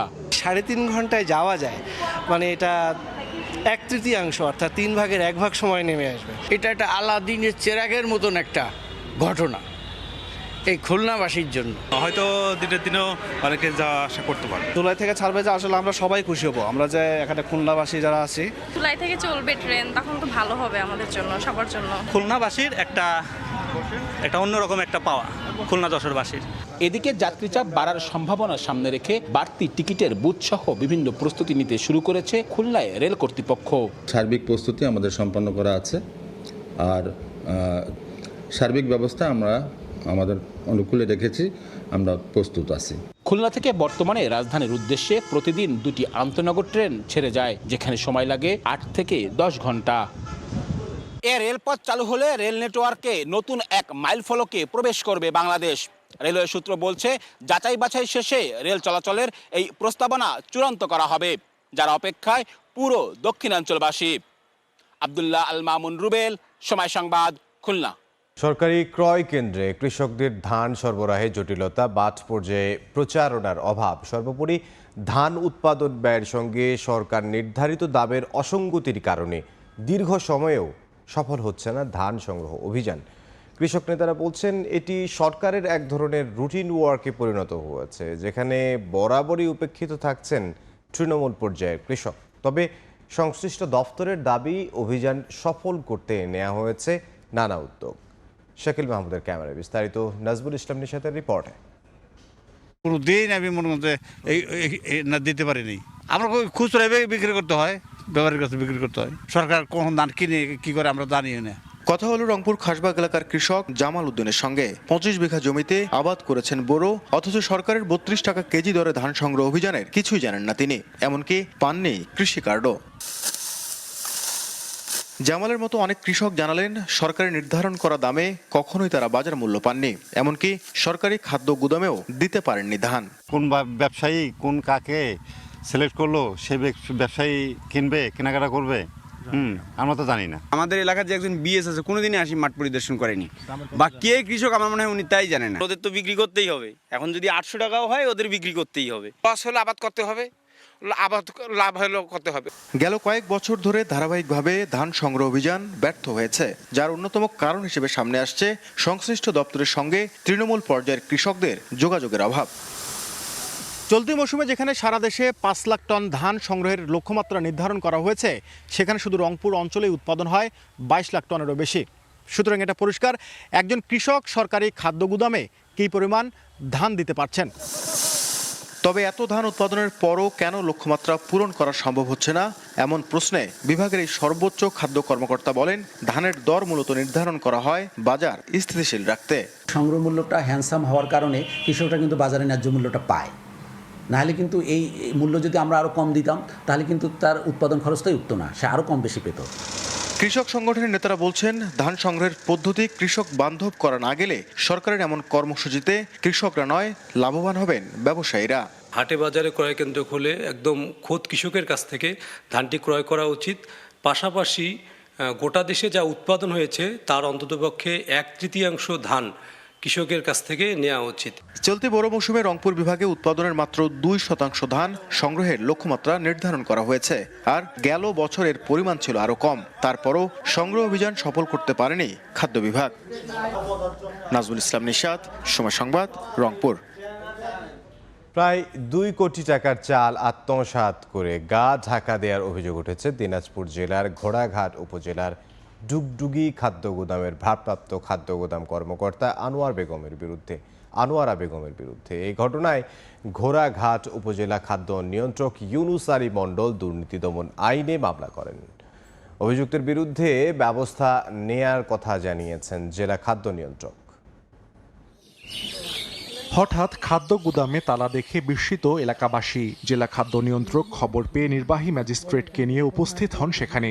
এর আগেই লাপাত্তা খাদ্য গুদামের ইনচার্জ আনোয়ারা বেগম। দিনাজপুরের ঘোড়াঘাট উপজেলার ডুগডুগি খাদ্য গুদামে তালা দিয়ে নিখোঁজ হন আনোয়ারা বেগম। জেলা খাদ্য বিভাগ জানায় 25 এপ্রিল ছুটিতে যাওয়ার কথা বলে গা ঢাকা দেন তিনি। গুদাম বন্ধ দেখে তালা ভেঙে ভেতরে গেলে সন্দেহ হয় নির্বাহী ম্যাজিস্ট্রেট ও জেলা খাদ্য নিয়ন্ত্রকের। গণনা করে দেখতে পান 4278 বস্তা চাল সেখান থেকে উধাও, যার ওজন 319 মেট্রিক টন।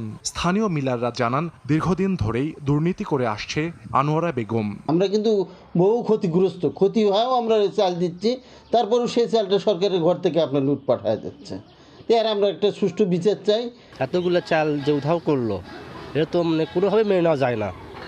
এটা খুবই কষ্টদায়ক এবং এটা দৃষ্টান্ত হলো স্বাস্থ্য উচিত। এ ঘটনায় 5 সদস্যের তদন্ত কমিটি গঠন করা হয়েছে। তদন্ত প্রতিবেদন এর ভিত্তিতে আমরা দুদক ব্যবস্থা নেবে।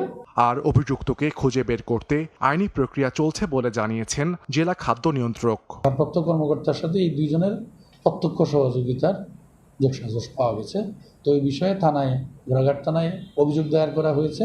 থানা থেকে অভিযোগটি দুদকে প্রেরণ করা হয়েছে। আত্মসাৎ করা চালের বাজার মূল্য 1,67,46,000 টাকা বলে জানিয়েছেন জেলা খাদ্য নিয়ন্ত্রক। সময় সংবাদ, দিনাজপুর। ঋণে জর্জরিত প্রতিষ্ঠান, দীর্ঘদিন ধরে লভ্যাংশের নামগন্ধও নেই, আবার লেনদেনও করছে জেড ক্যাটাগরিতে, কিন্তু রহস্যজনকভাবে বাড়ছে এর শেয়ার দর। দীর্ঘ পতনের পর শেয়ার বাজার যখনই কিছুটা ইতিবাচক ধারায় ফিরতে শুরু করে, ঠিক তখনই দৌরাত্ম্য বেড়ে যায় এসব দুর্বল কোম্পানির। বিনিয়োগকারীদের অভিযোগ, এসব কোম্পানিগুলো নিয়েই বাজার কারসাজিতে লিপ্ত অসাধুরা। আর বিশেষজ্ঞরা বলছেন, কঠোর ব্যবস্থা না নেয়ায় দিন দিন অসাধুদের অভয়ারণ্যে পরিণত হয়েছে শেয়ার বাজার। আলতাফ হোসাইনের report. Alltex industries limited textile খাতের কোম্পানিটি পুঁজিবাজারে তালিকাভুক্ত হয় 1996 সালে। দীর্ঘদিন ধরে বাজারে থাকলেও প্রতিষ্ঠানটি লভ্যাংশ ঘোষণা করেছে 2016 সালে 4% ও 2022 সালে মাত্র 1%। প্রতিষ্ঠানটির দীর্ঘমেয়াদী ঋণের পরিমাণ 4,32 লাখ ও স্বল্পমেয়াদী ঋণ 29,83 লাখ টাকা, আর পুঞ্জিগত লোকসান দাঁড়িয়েছে 25,01 লাখ টাকা। অথচ ঋণে জর্জরিত এই প্রতিষ্ঠানের শেয়ার দর বাড়ছে অস্বাভাবিক গতিতে।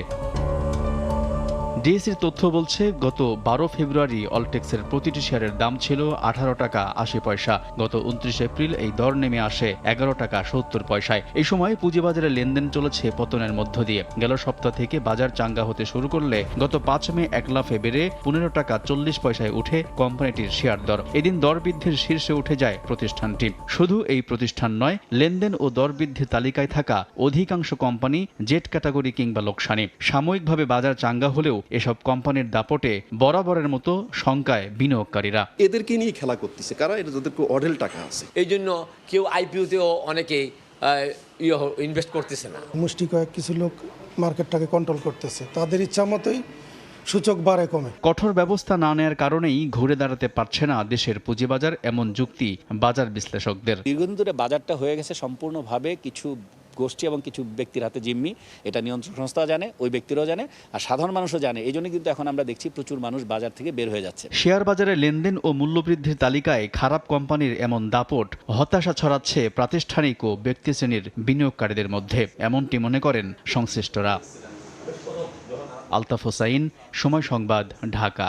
সংযোগ সড়ক না থাকায় চুয়াডাঙ্গার মাথাভাঙা নদীর উপর নির্মিত সেতুটি কোনো কাজে আসছে না। সেতুটি চলাচলের উপযুক্ত না হওয়ায় সাধারণ মানুষের দুর্ভোগ চরমে। জীবনের ঝুঁকি নিয়ে ভাঙাচোরা বাঁশের তৈরি সাঁকো দিয়ে পারাপার হতে হচ্ছে প্রতিনিয়ত। সেতু নির্মাণের আগে জমি অধিগ্রহণ না করায় সম্যক দীর্ঘমেয়াদী হচ্ছে। মাহফুজ মামুনের তথ্য, ছবি নিয়ে রিপোর্ট। নদীর ওপর নির্মাণ করা হয়েছে নতুন সেতু, অথচ দুই পাশে নেই কোনো সংযোগ সড়ক। চুয়াডাঙ্গা পৌর এলাকার হাটকালুগঞ্জের মাথাভাঙা নদীর ওপর 2021 সালের ফেব্রুয়ারিতে শুরু হয় 90 মিটার দীর্ঘ সেতু নির্মাণ প্রকল্পের কাজ। 2022 সালের আগস্টে শেষ হয় মূল সেতু নির্মাণ। তবে এখনও সংযোগ সড়ক নির্মাণ না করায় এলাকাবাসীর কোনো কাজেই আসছে না সেতুটি। নদী পার হওয়ার জন্য সেতুর অদূরে একটি বাঁশের সাঁকো তৈরি করে ঝুঁকি নিয়ে যাতায়াত করছেন স্থানীয়রা। এতে যানবাহন ও পণ্য পারাপারে সবচেয়ে বেশি ভোগান্তিতে পড়তে হচ্ছে তাদের। পার ওপার রাস্তা না হওয়ার কারণে ব্রিজ অকেজে হয়ে পড়ে আছে। সরকার যা যোগাযোগের লাইন করেছে, আমাদের রোড ঠিক করে দিচ্ছে না। 4-5 বার করে যাওয়ার লাগে, 10 টাকা করে বারবার পার হওয়ার দেওয়ার লাগে। আবার এই যে বাস অনেক সময় ভাঙা থাকে, অনেক ঝুঁকি থাকে পড়ে যাওয়ার। বৃষ্টি হলে পরে কাদা মাটি হয়ে থাকে, দেখা যাচ্ছে স্লিপ করে নদীর ভিতরে চলে যাচ্ছে। সুফল আমরা এখনো পাইনি, কেননা দুই কোলের সংযোগটা বিচ্ছিন্ন হয়ে রয়েছে। খুব দ্রুত এই দুই পাশে রাস্তা নির্মাণ করে সেতুটাকে অতি তাড়াতাড়ি উদ্বোধন করা যায় কিভাবে। ভূমি অধিগ্রহণ জটিলতাকে দুষছে এলজিইডি। শীঘ্রই অধিগ্রহণের কাজ শেষ করে সড়ক নির্মাণের আশ্বাস সংশ্লিষ্ট কর্মকর্তার। ভূমি অধিগ্রহণের কাজটি শেষ হলে অ্যাপ্রোচ সড়কের কাজ সম্পন্ন হওয়ার পরে দুই পারের জনবসতির চলাচলের সুবিধা হবে এবং আর্থসামাজিক অর্থনৈতিক কর্মকাণ্ড বৃদ্ধি পাবে। সেতুটি নির্মাণ প্রকল্পে ব্যয় ধরা হয়েছে ৬,৬৬,৬৮,০০০ টাকা। আর সেতুর পাশে বাঁশের সাঁকো দিয়ে দৈনিক অন্তত ২,০০০ মানুষ যাতায়াত করে। সময় সংবাদ, চুয়াডাঙ্গা। আইন না মেনে ঝিনাইদহের হরিণাকুণ্ডুতে গ্রাম সংলগ্ন কৃষি জমিতে গড়ে তোলা হয়েছে 4টি ইটভাটা। অবাধে ব্যবহার করা হচ্ছে ফসলি জমির মাটি।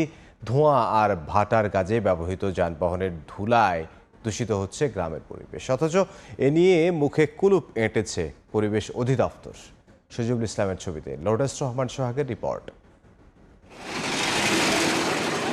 ইটভাটা থেকে বের হয়ে দ্রুত গতিতে লোকালয়ে প্রবেশ করে ভাটায় ব্যবহৃত যানবাহন। সঙ্গে সঙ্গে ধুলায় ঢেকে যায় চারপাশ। পরিবেশ আইন অনুযায়ী জনবসতি ও শিক্ষা প্রতিষ্ঠানের আশপাশের 1 কিলোমিটারের মধ্যে ইটভাটা গড়ে তোলা নিষিদ্ধ। সে আইন অমান্য করে ঝিনাইদহের হরিণাকুণ্ডু উপজেলার চাঁদপুর গ্রামে গড়ে তোলা হয়েছে 4টি ইটভাটা। স্থানীয়দের অভিযোগ, ইটভাটার ধোঁয়া ও ভাটায় ব্যবহৃত যানবাহনের কারণে সৃষ্ট ধুলাই আশপাশের এলাকা ঢেকে যায়। পাশাপাশি মাটির জন্য নেওয়া হচ্ছে ওই এলাকার ফসলি জমির টপ সয়েল। এতে দূষিত হচ্ছে পরিবেশ, এমনকি ব্যাহত হচ্ছে পার্শ্ববর্তী বিদ্যালয়ের পাঠদানও। ঢালে ওখানে মাটি ঢালে ঢেলে ঢেলে সেই সে বাড়ি ঘর পুড়িয়ে যাচ্ছে। তো ভুই যদি ভাটায় না যাইতো তো নিজেকে না থাকলেও 5টা ভাগে বর্গা করে খালো সংসার চলে। তাই এখন কিছুই হয় না, বুঝেছেন। মনে করেন ক্ষেত খন্দের অনেক ক্ষতি হয়। 20-30 কানকার গাড়ি চলে সারা রাত, মনে হয় প্লেনে উঠছে। তো ঝুঁকিটা যে দুর্ঘটনার হওয়ার সম্ভাবনা থাকে বেশি। আশেপাশের যত গাছ টাছ আছে সব কেটে নিয়ে ভাটায় নিয়ে যাচ্ছে। ধুলাবালির কারণে আমাদের ক্লাস নিতে কষ্ট হয়, ছেলে মেয়েদের শ্বাসকষ্ট হয়। ভাটার সাথে জড়িত এই অফিসগুলো এখানে একটু ব্যবস্থা নিলে আমরা খুশি হব। তবে এই নিয়ে ক্যামেরার সামনে কোনো কথা বলতে রাজি হয়নি পরিবেশ অধিদপ্তরের দায়িত্বশীল কর্মকর্তা।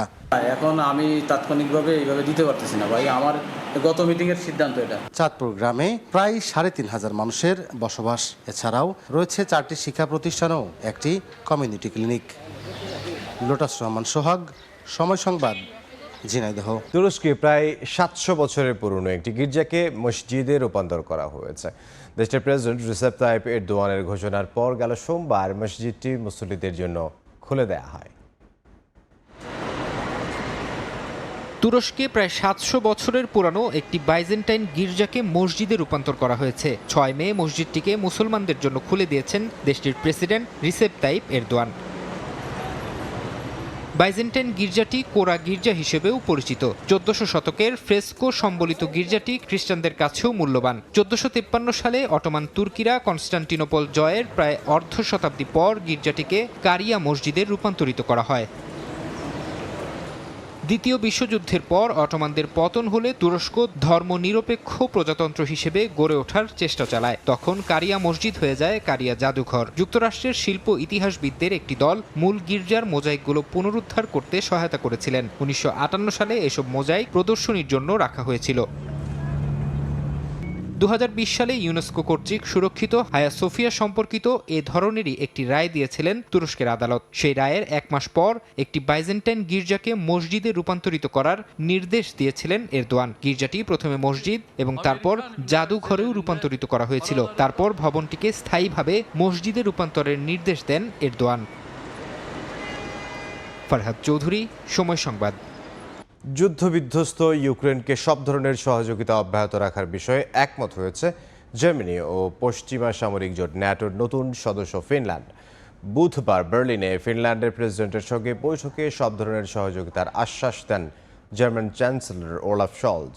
বার্লিন থেকে বিটু বড়ুয়ার আরও একটি রিপোর্ট। বুধবার বার্লিনে ফিনল্যান্ডের প্রেসিডেন্ট আলেকজান্ডার স্টুবের সঙ্গে বৈঠক করেন জার্মান চ্যান্সেলর ওলাফ শলজ। পরে যৌথ সংবাদ সম্মেলনে অংশ নেন এই দুই শীর্ষ নেতা।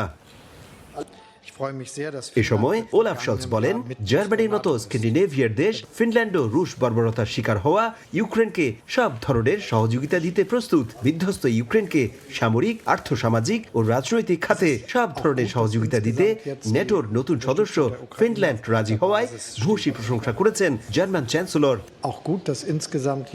আমি অত্যন্ত খুশি যে গেল বছর থেকে ফিনল্যান্ড আমাদের ন্যাটোর সদস্য। এর মাধ্যমে ফিনল্যান্ডের সঙ্গে সঙ্গে স্ক্যান্ডিনেভিয়ার নিরাপত্তা যেমন যেমন মজবুত হলো, তেমনি ইউরোপও আরও শক্তিশালী হলো। সবকিছু ঠিক থাকলে চলতি বছরের জুনের মাঝামাঝিতে সুইজারল্যান্ডের লুসিয়ানেতে ইউক্রেনের নিরাপত্তা ও সহযোগিতার বিষয়ে আরও একবার বৈঠকে অংশ নেওয়ার কথা রয়েছে জার্মানি সহ নেটোর অন্যান্য সদস্য রাষ্ট্রগুলোর। জার্মানি থেকে বিটু বড়ুয়া, সময় সংবাদ। জিম্বাবুয়ের বিপক্ষে শেষ 2 টি-20-র জন্য 15 সদস্যের বাংলাদেশ স্কোয়াড ঘোষণা করেছে বিসিবি। প্রত্যাশিতভাবেই দলে 3টি পরিবর্তন এসেছে। ফিরেছেন সাকিব আল হাসান, মুস্তাফিজুর রহমান ও সৌম্য সরকার। বিশ্রাম দেওয়া হয়েছে পেসার শরীফুল ইসলামকে। সাকিব সৌম্যকে জায়গা করে দিতে দল থেকে বাদ পড়েছেন টি-20 পরিকল্পনায় থাকা আফিফ হোসেন ধ্রুব ও পারভেজ জীবন। শুক্রবার সিরিজের 4র্থ টি-20-তে জিম্বাবুয়ের মুখোমুখি হবে বাংলাদেশ। জিম্বাবুয়ের বিপক্ষে শেষ 2 টি-20-তে স্কোয়াডে কারা ফিরছেন সেটা অনেকটা নিশ্চিতই ছিল। নির্বাচকরা যে স্কোয়াড দিয়েছেন সেখানে নেই বড় কোনো চমক। নাজমুল শান্ত নেতৃত্বাধীন দলটা অনেকটা প্রত্যাশিতই।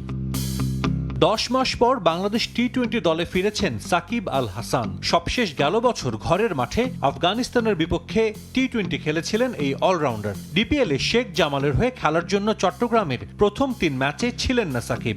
ইনজুরি কাটিয়ে দলে তার সঙ্গী হয়েছেন সৌম্য সরকার। স্কোয়াডে নাম না থাকলেও চট্টগ্রামের দলের সঙ্গেই ছিলেন বাঁহাতি ব্যাটার। কাজ করেছেন ফিটনেস নিয়ে। আইপিএল থেকে ফিরে সপ্তাহখানেকের বিশ্রাম পেয়েছেন মুস্তাফিজ। ঢাকার 2 ম্যাচে মাঠে দেখা যাবে তাকেও। এই 3 জনকে জায়গা করে দিতে স্কোয়াড থেকে বাদ পড়েছেন শরীফুল ইসলাম, পারভেজ জীবন ও আফিফ হোসেন ধ্রুব।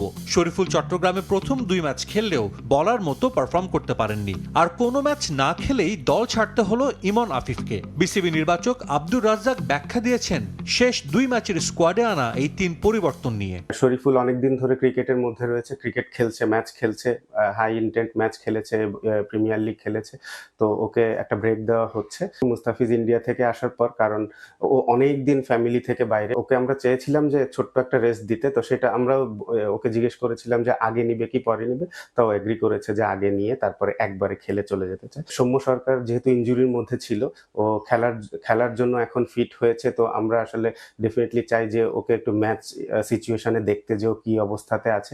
সাকিব তো ছুটিতে ছিল, ওয়ার্ল্ড কাপ খেলতে যাওয়ার আগে কিছু ইন্টারন্যাশনাল ম্যাচ খেলবে, তো লাস্ট 2টা টি-20-র জন্য ওকে আমরা আগে থেকেই চিন্তা করে রেখেছিলাম। জিম্বাবুয়ের বিপক্ষে শেষ 2 টি-20-র স্কোয়াড দেখে অনেকটাই ধারণা করা যায় বাংলাদেশের টি-20 বিশ্বকাপ স্কোয়াডটা কেমন হতে যাচ্ছে। আইসিসির কাছে দল পাঠালেও এখন পর্যন্ত সেই স্কোয়াড গণমাধ্যমে জানায়নি বিসিবি। যা পরিবর্তনের সুযোগ আছে এ মাসের 24 তারিখ পর্যন্ত। শেষ 2 টি-20-র দলে শরীফুল স্কোয়াডে না থাকলেও বিশ্বকাপ বহরে তার নাম থাকবে সেটা একরকম নিশ্চিত। যুব বিশ্বকাপ জয়ী পেসার দলে ফিরলে বাদ পড়তে পারেন তানভীর ইসলাম অথবা তানজিম সাকিবের যে কোনো একজন। সাজিদ মুস্তাহিদ, সময় সংবাদ। চট্টগ্রাম থেকে সিরিজ নিশ্চিত করে ঢাকায় পৌঁছেছে বাংলাদেশ ক্রিকেট দল। সিরিজের বাকি 2 ম্যাচ হবে মিরপুর শের-ই বাংলা জাতীয় ক্রিকেট স্টেডিয়ামে। শেষ 2 টি-20 খেলতে বন্দরনগরী থেকে একই ফ্লাইটে ঢাকা এসেছে সফরকারী জিম্বাবুয়ে দলও। বাকি 2 ম্যাচ জিতে সিকান্দার রাজার দলকে বাংলা ওয়াশ করতে চায় টাইগাররা, জানিয়েছেন পেসার শরীফুল। টিম বাসে সবার পেছনে তাওহিদ হৃদয়। ভ্রমণ ক্লান্তি কাটাতে হয়তো নিরিবিলি পেছনের সিটটা বেছে নিলেন, তবে পারফরমেন্সের দিক দিয়ে নিশ্চিতভাবেই সবার সামনে ডানহাতি ব্যাটার। তার ব্যাটে ভর করে 3 ম্যাচ জিতে জিম্বাবুয়ের বিপক্ষে সিরিজ বাংলাদেশের। বৈরী আবহাওয়ার কারণে চট্টগ্রাম থেকে টাইগারদের বহনকারী বিমানটা এসেছে খানিকটা দেরিতে। ফুরফুরে মেজাজে বিমানবন্দর থেকে বের হয়ে টিম বাসে ওঠেন হৃদয়। বিপরীত চিত্র লিটন দাসের। 3 ম্যাচে অপ্রত্যাশিত পারফরমেন্স, সবচেয়ে আলোচনায় আউটের ধরন নিয়ে। বিশ্বকাপের আগে মাথা ব্যথার কারণ ডানহাতি ওপেনার, তারপরও আছেন শেষ 2 টি-20-তে। ঢাকায় বড় চ্যালেঞ্জ নিজের ছন্দে ফেরা। বিমানবন্দরে অবশ্য কুল ছিলেন লিটন। সানগ্লাস চোখে সবার আগে ওঠেন টিম বাসে। কালো চশমায় সব সমালোচনা আড়াল করতে চাইলেন এই ব্যাটার। তাসকিনের জন্য সিরিজটা স্বপ্নিল। এখন পর্যন্ত 3 ম্যাচে নিয়েছেন 6 উইকেট। টিম বাস ধরার আগে বিমানবন্দরে মিটিয়েছেন ভক্তের সেলফি আবদার। বিশ্বকাপ দলে নিজের জায়গা নিশ্চিত করতে তানজিদ তামিম প্রমাণ দিয়ে যাচ্ছেন। ঢাকায় শেষ 2 ম্যাচে নিশ্চয়ই চ্যালেঞ্জ থাকবে সামর্থ্য অনুযায়ী খেলা। একে একে বের হন মাহমুদুল্লাহ, জাকের আলী, তানবীর ইসলাম, তানজিম সাকিবরা। দলের সঙ্গে বের হন হেড কোচ চান্দিকা হাতুরু সিংহে ও অন্যান্য কোচিং স্টাফরা। সবাই টিম বাসে গেলেও শরীফুল গেছেন নিজের গাড়িতে। যাওয়ার আগে অবশ্য জানিয়ে গেলেন লক্ষ্যটা জিম্বাবুয়েকে হোয়াইট ওয়াশ করাই। ভালো পজিশনে আছে হোয়াইট ওয়াশ তো সম্ভব, মানে বাংলা ভাষা ইনশাল্লাহ। একই ফ্লাইটে চট্টগ্রাম থেকে ঢাকায় এসেছে জিম্বাবুয়ে ক্রিকেট দলও। আগে বাংলাদেশ দল বাসে উঠায় গেইটে অপেক্ষা করতে হয় তাদের। শান্ত বাহিনীর বিদায় নেয়ার পরই টিম বাস ধরেন সিকান্দার রাজারাম। ম্যাচ অফিসিয়ালরাও একই সঙ্গে এসেছেন ঢাকায়। তারেক হাসান শিমুল, সময় সংবাদ, ঢাকা। নারী ক্রিকেটের খবর জানাবো। ভারতের বিপক্ষে 5 ম্যাচ সিরিজের শেষ টি-20তে হোয়াইট ওয়াশ এড়াতে মাঠে নামবে বাংলাদেশ দল। টিম ইন্ডিয়ার বিপক্ষে বাড়তি চাপ থাকলে হোয়াইট ওয়াশ এড়াতে মরিয়া জ্যোতি বাহিনী। সিরিজের শেষ ম্যাচের আগে বোলিং নিয়ে বাড়তি কাজ করেছে টিম টাইগার্স। সিলেট আন্তর্জাতিক ক্রিকেট স্টেডিয়ামে ম্যাচটা শুরু হবে বিকেল 4টায়। ঘরের মাঠ, চেনা কন্ডিশন, প্রতিপক্ষ পরিচিত, কিন্তু সময়টা একেবারেই ভালো যাচ্ছে না বাংলাদেশ নারী ক্রিকেট দলের। শক্তিশালী টিম ইন্ডিয়ার বিপক্ষে হাতছাড়া হয়েছে সিরিজ। টানা 4টি ম্যাচ হেরে নাজেহাল অবস্থা টাইগ্রেসদের। তবে সিরিজের শেষ টি-20তে এবার বাংলাদেশের সামনে মিশন হোয়াইট ওয়াশ এড়ানোর। ভারতের বিপক্ষে 5 ম্যাচ সিরিজের প্রতিটিতেই হারের ক্ষত নিয়ে মাঠ ছাড়তে হয় বাংলাদেশ দলকে। ঘরের মাঠে কোনো প্রতিরোধই করতে পারেনি জ্যোতি নাহিদারা, বরং প্রতিটা ম্যাচেই বাজেভাবে হারতে হয় তাদের। ব্যাটিং, বোলিং কিংবা ফিল্ডিং সব ডিপার্টমেন্টে নড়বড়ে অবস্থা টাইগ্রেসদের। সিরিজ হাতছাড়া হলেও এবার হোয়াইট ওয়াশ এড়াতে চায় বাংলাদেশ। নিজেদের শেষ ম্যাচের আগে সিলেটে বেশ সিরিয়াস অনুশীলন বাংলাদেশ দলের। সিলেট আন্তর্জাতিক ক্রিকেট স্টেডিয়ামে বোলিং দিয়ে অনুশীলন শুরু করলেও ব্যাটিংটাও প্র্যাকটিস করেছে দল। তবে শেষ ম্যাচটা জিততে যে বাড়তি প্রস্তুতি দলের, তা গুরু হাসান তিলকারত্নের তোড়জোড় দেখে কিছুটা হলেও বোঝা যায়।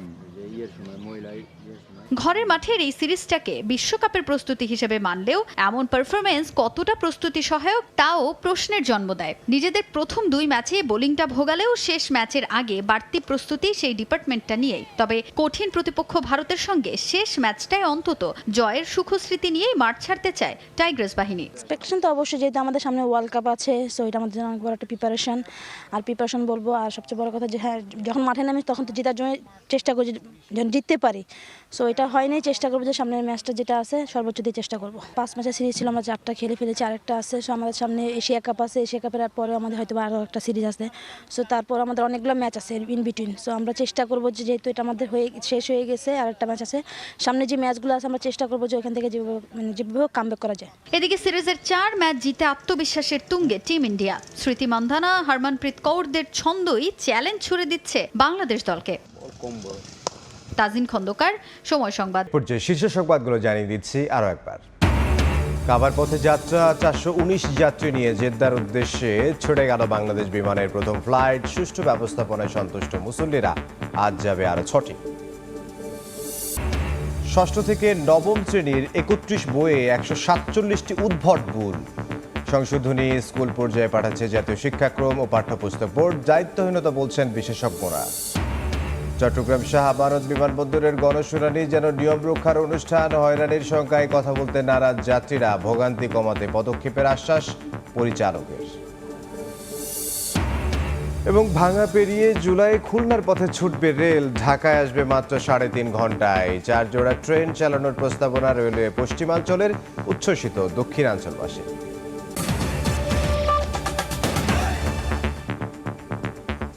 এই ছিল ভোরের সময়ে। এরপর সকালের সময় নিয়ে থাকবেন সহকর্মী আইরিন আয়াত। ধন্যবাদ ইমদাদ আপনাকে। সকালের সময় নিয়ে ফিরছে কিছুক্ষণ পর, সঙ্গে থাকুন সময়ের।